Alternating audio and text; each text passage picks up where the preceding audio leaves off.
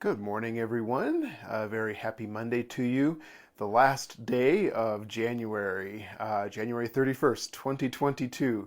The month kind of flew by, didn't it? At least for me, it did.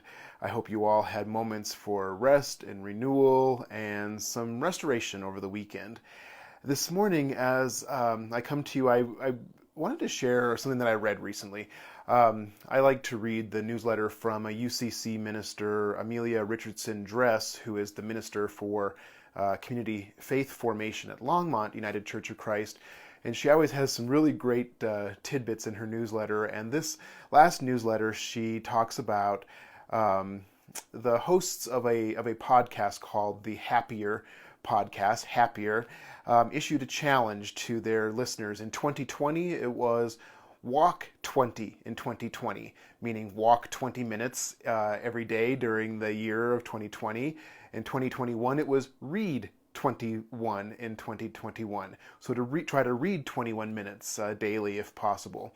Their challenge for 2022 was Rest 22 in 2022. And I love that Amelia brings some attention to that because I have heard from so many friends and family members and colleagues, and you all probably as well, and even just in popular media, how worn out and tired people are.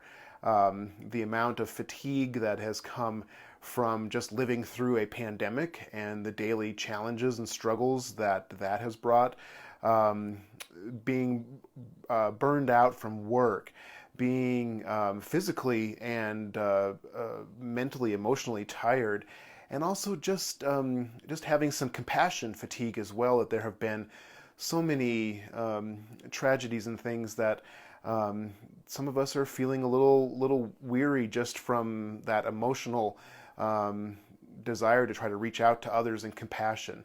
And so one of the articles that Amelia shared in her newsletter talked about the 7 types of rest that people need. So acknowledging first the fact that we're tired, and that's why the hosts of the Happier podcast issued the challenge to rest each day. But those 7 types of rest were interesting. And I'm going to post the article in the chat so you can go back and see it.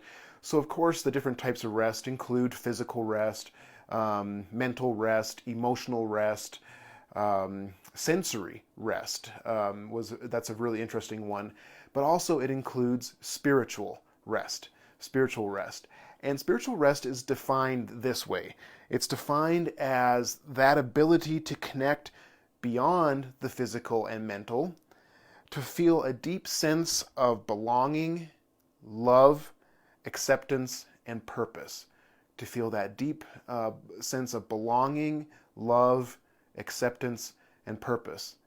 And boy, do each one of us need that, right? So I hope in some ways our religious community at Park Hill helps nurture that. But I think if I'm being honest, and if we're all being honest with each other, the church can't meet all of those needs, right? And there's really that need to take care of spiritual nurture beyond just Sunday morning worship or connection to a religious community. I think it goes beyond just that. But hopefully we can learn that together, right? And develop these skills and these spiritual practices as a community.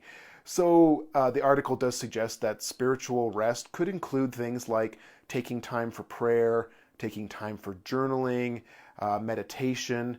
Those are all ways, even service in the community, to feel that, again, that sense of purpose, serving other people. These might be ways, but I'm curious, what other ways might you identify to move into deep spiritual rest?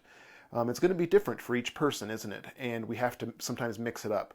So I hope my challenge to myself this week and my challenge to all of us is let's listen to that Happier podcast. Let's try to challenge ourselves to get 22 minutes of rest every day this week, and to focus especially on spiritual rest. So I would love to hear how it goes for you all, and I'll post the article link in the chat again. I wish you all a very good Monday, good start of the week, and a week that you do find moments of rest, even in the busyness. because we are tired. There's some tiredness that's going on, and it's important to take care of ourselves and each other. I wish you all a very good week. Bye-bye.